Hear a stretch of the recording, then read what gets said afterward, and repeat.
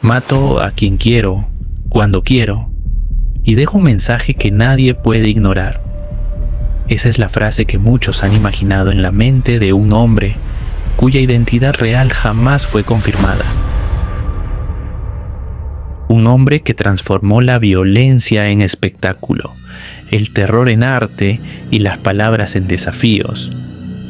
Caminaba entre nosotros sin que nadie sospechara, con una calma que solo puede pertenecer a alguien extraordinariamente peligroso, sonriendo mientras la policía buscaba pistas que él mismo dejaba, desafiando a todos a detenerlo. Sus cartas no eran solo testimonios de crímenes, eran amenazas disfrazadas de acertijos, criptogramas que ocultaban secretos que helaban la sangre.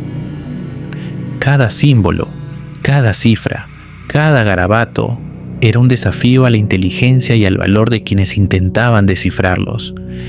Y cada mensaje que enviaba a los periódicos llevaba consigo un aviso claro. Podía actuar de nuevo en cualquier momento. Todo comenzó sin que nadie lo viera venir realmente. Fue un diciembre frío de 1968, cuando dos adolescentes, David Faraday y Betty Lou Jensen, decidieron disfrutar de una cita en Lake Herman Road, un lugar aislado donde el silencio se hace espeso como una amenaza.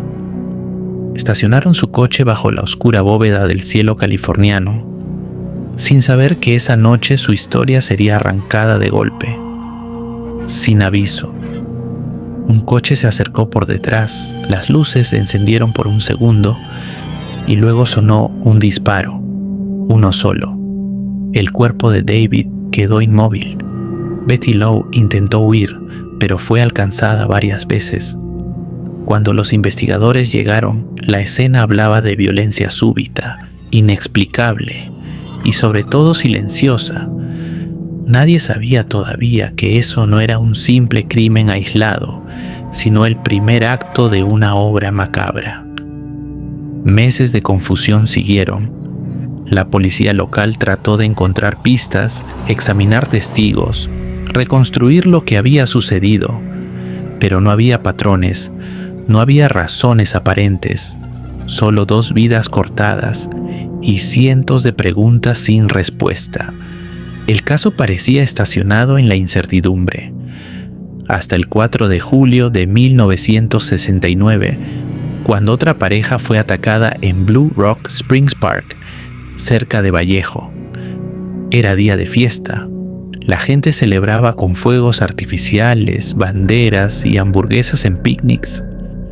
Pero en los rincones oscuros de ese parque, la violencia volvió a golpear. Darlene Ferrin y Michael Mayo estaban juntos cuando un hombre armado se acercó a su vehículo y abrió fuego. Sin aviso ni discusión. Michael sobrevivió, gravemente herido, suficiente para describir lo que vio. Un hombre tranquilo, parado en la noche como si nada extraordinario estuviera sucediendo. Una voz anónima llamó luego a la policía desde un teléfono público para reclamar el crimen, describiendo detalles que solo el asesino podía conocer. El terror había adquirido nombre. Días después, el 1 de agosto, las cartas comenzaron a llegar a las redacciones del Vallejo Times-Herald, el San Francisco Chronicle y el San Francisco Examiner. Los sobres eran idénticos, cada uno con una nota firmada con un símbolo inquietante, un círculo atravesado por una cruz perfecta, como una marca de precisión fría e implacable. Dentro, un criptograma de 408 caracteres, acompañado de una declaración escalofriante. El remitente afirmaba ser responsable de los crímenes recientes y exigía que sus cartas fueran publicadas en primera plana o mataría a 12 personas ese mismo fin de semana. La prensa cedió y el público leyó. Cuando ese criptograma fue descifrado por Donald y Betty Harden, lo que descubrieron fue un mensaje mal escrito pero devastador. Me gusta matar gente porque es mucho más divertido que acostarse con una chica. Hablaba de recolectar esclavos para el más allá, de un paraíso propio donde los muertos trabajarían a su servicio. No había nombre, solo la firma del zodiaco. Esa sola carta fue un nuevo nivel de terror. No solo se admitía culpabilidad, sino que se celebraba, como si cada asesinato fuera parte de un juego cuidadosamente orquestado. La ciudad entera comenzó a mirar las sombras con desconfianza, a sospechar de cada coche que se detenía demasiado tiempo, de cada figura indistinta bajo un farol. La normalidad se rompió como vidrio fino. A finales de septiembre de 1969, el Zodiaco atacó de nuevo, esta vez con una violencia que parecía meticulosamente teatral. En el lago Berryessa, una pareja, Brian Hartnell y Cecelia Shepard, disfrutaban de un picnic. La escena era pacífica: agua silenciosa, aire tibio y risas en la distancia. De pronto, un hombre encapuchado emergió entre los árboles, con gafas oscuras y un símbolo reticular en su pecho. No habló con ansiedad ni con prisa. Simplemente ordenó que se ataque. Inspeccionó los nudos que Cecilia había usado para atar a Brian, los apretó con deliberación y luego sacó un cuchillo. Lo que siguió fue brutal y silencioso, rápido y certero. Cuando terminó, se levantó, caminó hacia su propio coche, tomó un marcador y escribió sobre la puerta del vehículo fechas, códigos y su firma inconfundible. Cecelia moriría días después a causa de sus heridas. Brian sobreviviría para relatar algo que ninguna mente humana está diseñada para procesar fácilmente. Pero el terror no disminuyó. El 11 de octubre, el Zodiaco escaló su juego a un nivel aún más audaz. Paul Stein, un taxista de San Francisco, subió a un pasajero esa noche que solicitó un destino normal. El aire estaba cargado de vapor y conversaciones lejanas de la ciudad. Paul nunca lo vio venir. Un disparo resonó en el asiento trasero y terminó su vida en un instante. El asesino, con una calma que helaba la sangre, limpió el taxi, arrancó un trozo de la camisa ensangrentada como si fuera un trofeo y caminó hacia la noche iluminada por farolas. Minutos después, la policía llegó. Alguno de sus oficiales vio a un hombre que coincidía con la descripción del retrato hablado, pero la radio les dio información contradictoria y lo dejaron ir. Más tarde, aquel trozo de camisa llegó a la prensa dentro de una carta, luego otra vez acompañada de palabras desafiantes. Era la prueba definitiva de que el Zodiaco no solo asesinaba, sino que disfrutaba cada momento de hacerlo y de verlo divulgado. Con cada ataco, cada carta, cada símbolo, el Zodiaco no solo sembraba víctimas, sembraba miedo. Sus mensajes posteriores se volvieron más extraños, más elaborados. En noviembre de 1969, envió un criptograma conocido como 340, una matriz de símbolos que nadie pudo resolver durante más de 5 décadas. Al fin, en 2020, un equipo internacional de criptógrafos descifró partes del mensaje. Repetía burlas hacia las autoridades y hablaba otra vez del miedo, de una existencia después de la muerte con sus esclavos y de la seguridad con la que llevaba a cabo sus actos. Eso fue suficiente para demostrar que no solo era un asesino, sino alguien obsesionado con controlar la narrativa pública. No todas sus cartas hablaban solo de crímenes. Algunas contenían diagramas de bombas, mapas de la bahía de San Francisco con símbolos en el Monte Diablo y referencias a números enigmáticos que él afirmaba explicarían dónde se encontraban explosivos enterrados. Algunos de estos cifrados, como los llamados Z13 y Z32, incluyeron secuencias que el Zodiaco afirmó revelarían su nombre si se descifraban correctamente.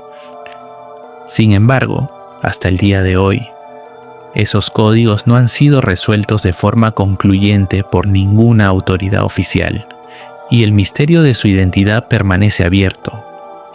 Esto alimenta aún más el rumor de que su verdadero poder no residía solo en matar, sino en el terror que provocaba cada vez que una carta aparecía en la bandeja de un periódico. En medio de las investigaciones ocurrieron otros incidentes inquietantes.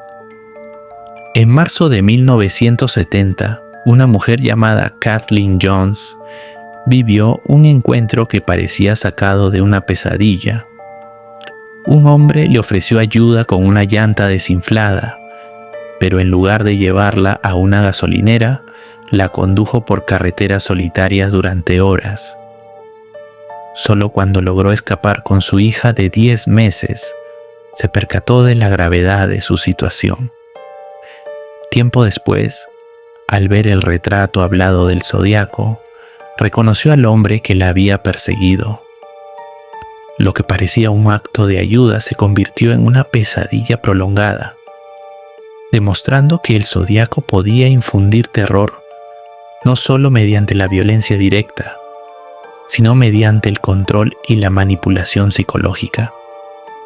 Mientras la policía luchaba por encontrarlo, los medios de comunicación se inundaban de teorías y sospechosos. Miles de nombres fueron propuestos, miles de esfuerzos invertidos en rastrear cada pista.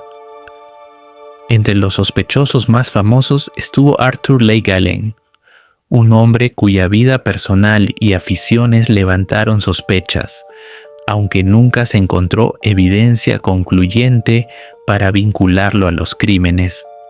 Más recientemente, grupos de investigación civil señalaron a Gary Francis Post, un veterano fallecido en 2018, como posible autor basándose en coincidencias físicas y forenses. Pero ninguna de estas teorías ha sido confirmada oficialmente, y el caso sigue abierto en los archivos policiales. A medida que los años pasaban, la figura del zodiaco trascendió los crímenes mismos y se adentró en la cultura popular como un símbolo de miedo imposible de domesticar. Libros, documentales, películas y teorías de todo tipo florecieron, algunos intentando dar fin al misterio, otros alimentando la leyenda.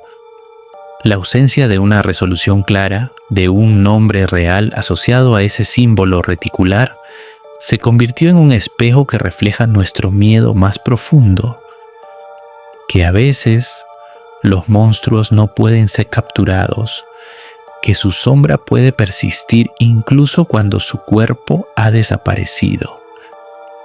Y aunque las cartas cesaron décadas atrás, la pregunta que todos se hicieron entonces y que muchos aún se hacen hoy es la misma.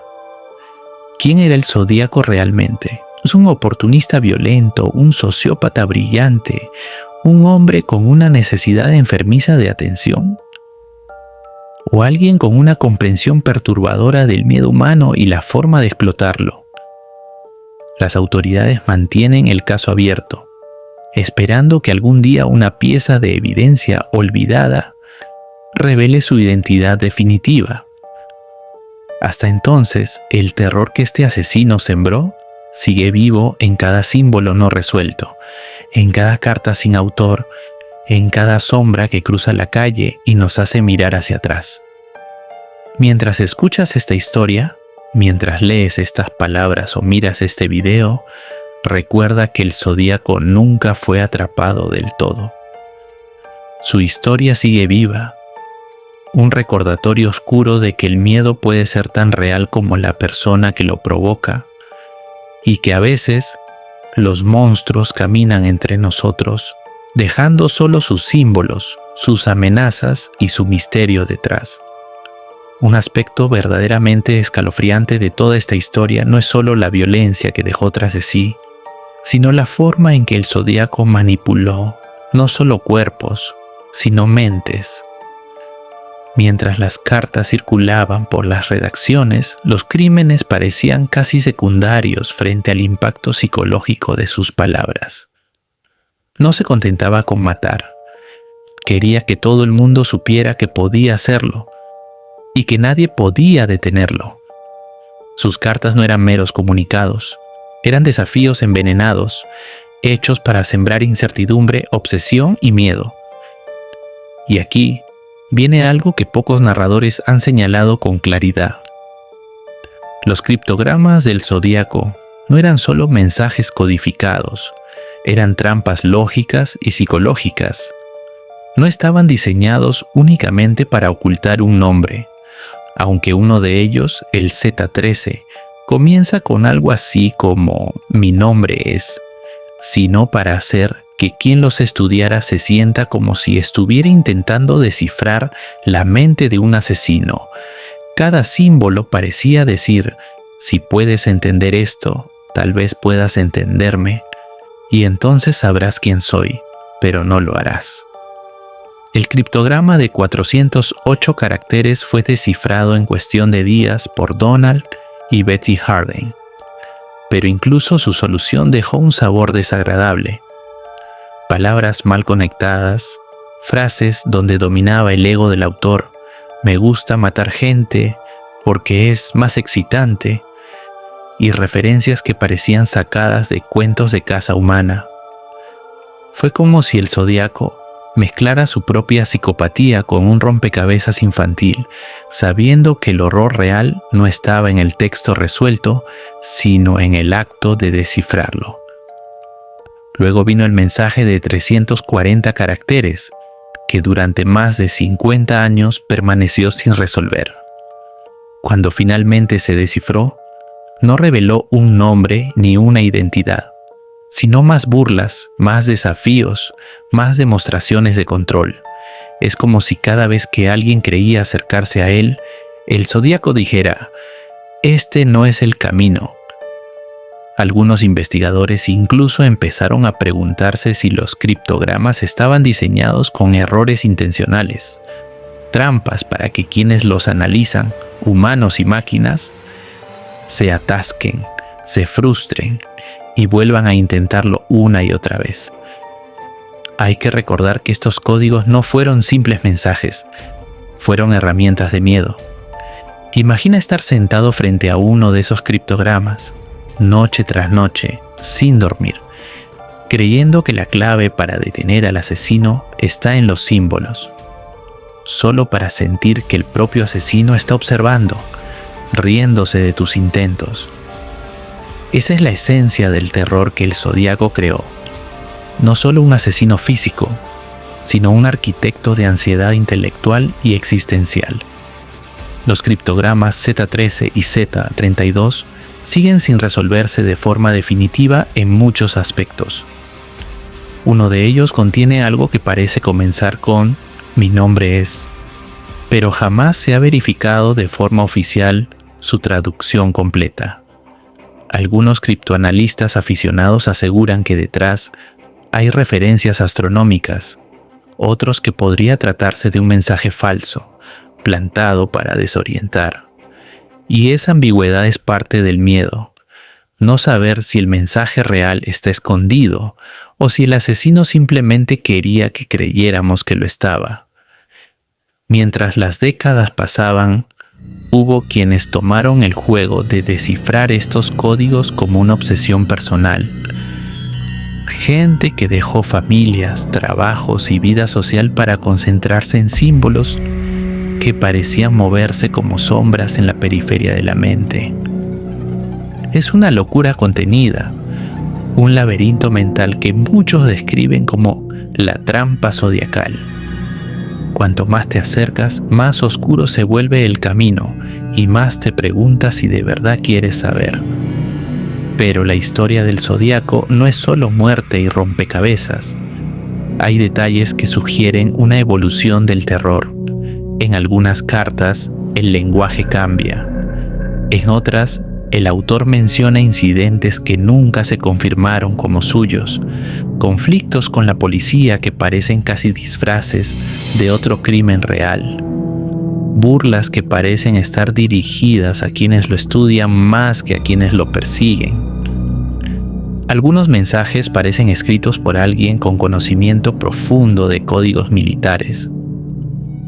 Otros como si fueran improvisados por un narcisista con miedo de no ser entendido.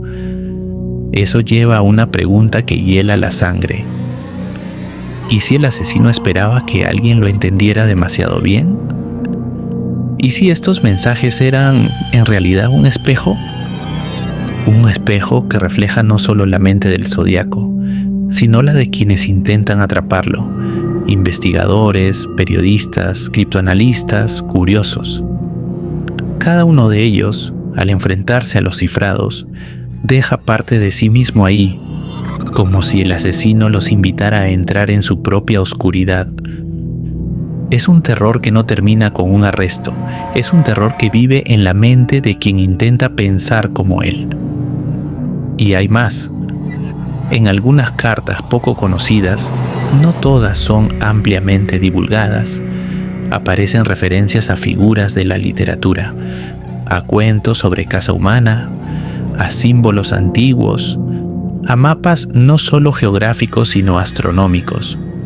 Algunos investigadores creen que el zodiaco mezcló clubes de lectura, referencias culturales y conocimiento técnico en sus códigos como una forma de crear niveles de significado tan densos que solo quien realmente entienda su lógica interna pueda descifrarlos.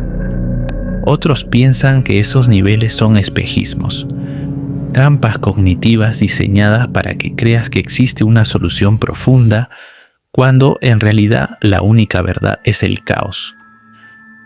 Hay quienes incluso sugieren que el zodiaco estaba jugando con las expectativas públicas. Cada vez que la policía anunciaba una hipótesis, el asesino respaldaba sus palabras con otro mensaje críptico que parecía contradecirla. Esto no solo prolongó la búsqueda, sino que añadió una capa de terror existencial. La idea de que no existe una sola verdad, sino muchas, todas contradictorias, todas posibles, todas aterradoras. Y mientras los criminólogos se centran en perfiles psicológicos, algunos teóricos más audaces han mirado hacia campos como la semiótica, la lingüística y la teoría de códigos para intentar entender estos mensajes. Algunos cifrados parecen utilizar métodos que no son solo simples sustituciones de símbolos, sino estructuras que recuerdan modelos utilizados en criptografía militar o en códigos usados en operaciones clandestinas. Esto ha llevado a algunas mentes inquietantes a preguntarse si el zodiaco no era solo un asesino, sino alguien entrenado en técnicas de ocultación y engaño diseñadas para hacer que nadie pudiera encontrarlo ni siquiera en su propia firma. Y aquí está el aspecto que pocos articulan con la intensidad que merece.